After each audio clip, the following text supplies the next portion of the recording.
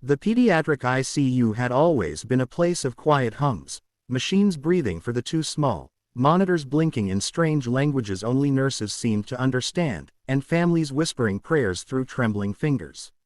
But at 6:47 p.m., room 407 erupted into chaos that shattered the muted tension like a glass plunging onto tiled floors.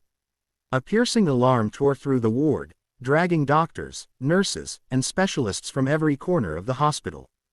Feet slammed against linoleum, gloves snapped, voices layered over each other.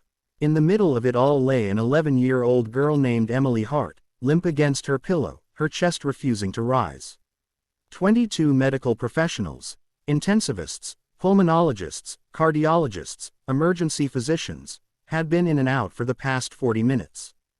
Desperation clung to the air like humidity before a storm. Standing just outside the glass door was a man nobody bothered to notice, a man in faded blue scrubs pushing a cleaning cart, a mop still dripping slightly from the bucket. Michael Reyes, single dad, night shift custodian, invisible to the world except for the floors he polished. But tonight, he couldn't tear his eyes away. Something about the scene inside, the frantic movements, the mother's guttural sobs, the stiffness spreading across the little girl's fingers, pulled him into the memory he had spent years trying to forget. Charge to 200, a doctor yelled. Clear. Emily's body jerked. The line on the monitor didn't. Her mother collapsed forward, wailing as two nurses steadied her shoulders. She's going. God, she's going. Please, please do something. Another medication was pushed. Another attempt at ventilation failed. Another shock did nothing. Michael tightened his grip on his mop. He didn't want to interfere. He couldn't interfere. He was just the janitor. But the way her small hand curled inward, rigid, spasming involuntarily, sent ice flooding through his veins. Lily's hands had curled that way. His daughter. His whole world. Those nights. God. Those nights, when her airway would clamp shut during seizures and doctors would focus on her heart instead of the cause. No one listened when he begged them to examine her neuromuscular function.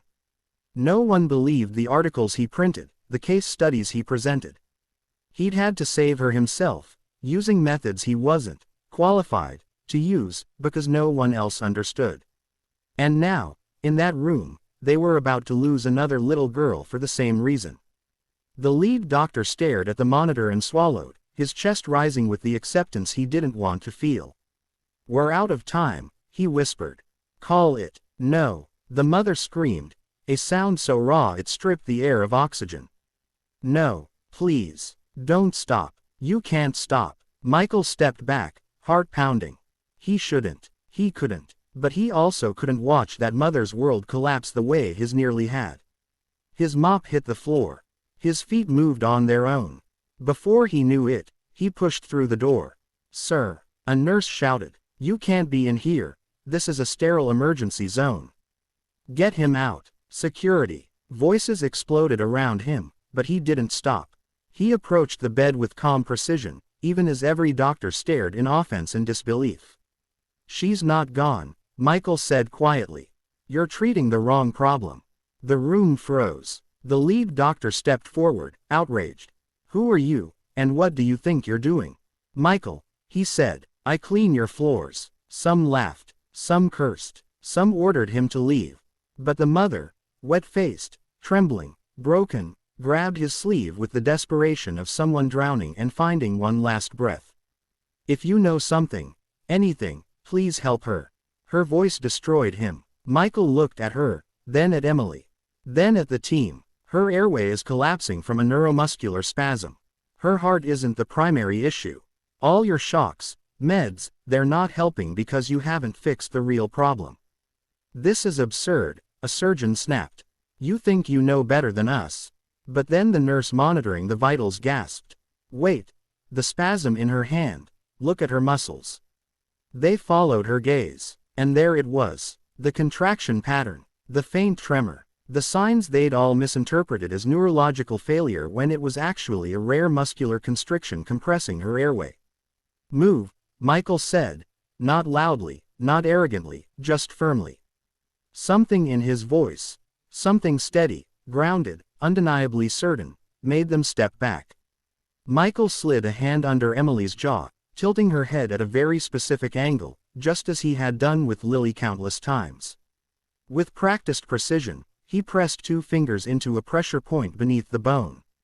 A second passed. Nothing. Another second. The monitors stayed flat. The mother's face crumpled. Then, Emily inhaled. Not shallow.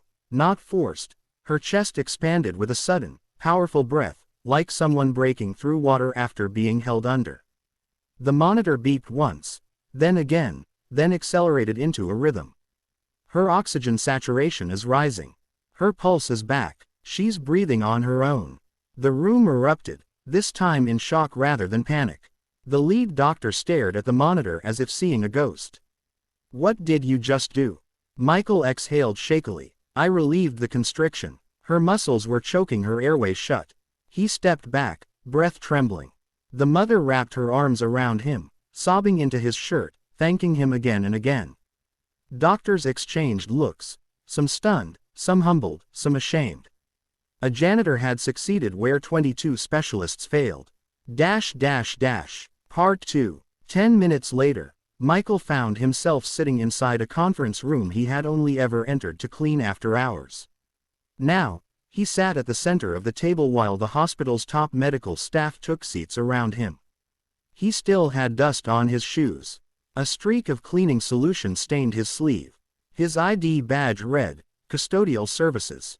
But the way they looked at him now, alert, curious, uncertain, made him feel like he'd walked into a dream. Or a mistake. The lead doctor cleared his throat, visibly uncomfortable. "Mr. Reyes, first, we need to say something." Michael waited. "We were wrong," the doctor said. "All of us." A murmur of agreement circled the table. Michael rubbed his temples. "I shouldn't have barged in. That wasn't my place. If you hadn't," a neurologist said, "Emily would be dead." The words punched the air out of him. He swallowed hard. "I recognized the symptoms from my daughter," he said quietly. "Lily had episodes like that when she was little. Nobody knew what was happening. I had to learn everything on my own just to keep her alive." A pulmonologist leaned forward. "Where did you learn that technique?" "An obscure journal from a research institute overseas," Michael replied. "Not many doctors here read it. I only found it because, well, desperation makes you dig deep." The lead doctor exhaled slowly. "Your approach was unconventional, but undeniably effective," another doctor interjected.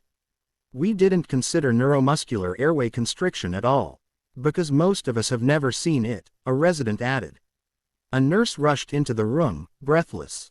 "She's awake." Everyone rose. Michael's heartbeat kicked up. They walked toward room 407 together, though Michael stayed a few steps behind. When the mother spotted him in the hall, she broke away from the group and ran to him, throwing her arms around him again.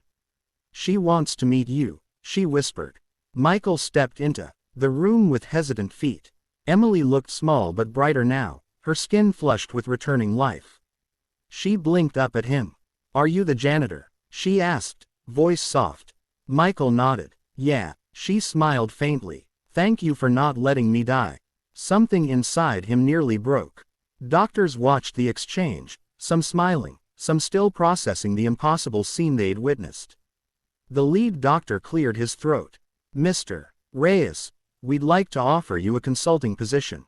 Michael blinked. "What?" "Part-time," the doctor continued. "Flexible hours so you can still work your custodial job if you choose. But your insight and practical knowledge could help us create protocol for rare neuromuscular airway events." Michael stared at him, stunned. "I'm not a doctor. But you understood something none of us saw," the doctor said bluntly. "We need that perspective. Parents like you see things textbooks don't cover." Emily's mother wiped her eyes. "You saved my daughter. If you can save others, you should." Later that night, Michael returned home to his daughter. Lily sat at the kitchen table, working on homework. "You're late," she said without looking up. "Rough shift." Michael set his keys down and leaned against the counter. "You could say that." She finally glanced up, and paused. "Dad, why do you look like you ran a marathon and cried at the finish line?" He laughed. Then he told her everything. Every detail, every moment. When he finished, Lily's eyes glistened. She got up, walked over, and hugged him tight. I always knew you were more than a janitor, she whispered. Now everyone else knows too. Over the following weeks, things shifted in ways Michael never imagined possible. Doctors greeted him in hallways. Nurses waved him over to ask questions. Medical students sought him out to understand the signs he recognized. But Michael never bragged, never flaunted what he'd done. Because he hadn't stepped in to be a hero. He'd stepped in because he couldn't watch another parent suffer. He'd stepped in because he had seen what they didn't. He'd stepped in because sometimes the world overlooks the people who carry the most knowledge in their scars. And every time he walked past room 407, seeing Emily recovering bit by bit, he silently thanked the universe for placing him outside that door at the exact right moment. A man with a mop. A father with a purpose. A janitor who changed a child's fate. And he knew, without question, that if he ever faced that moment again, he would do it the same way. Without hesitation, without fear, without waiting for permission, because some lives are saved not by titles, but by heart.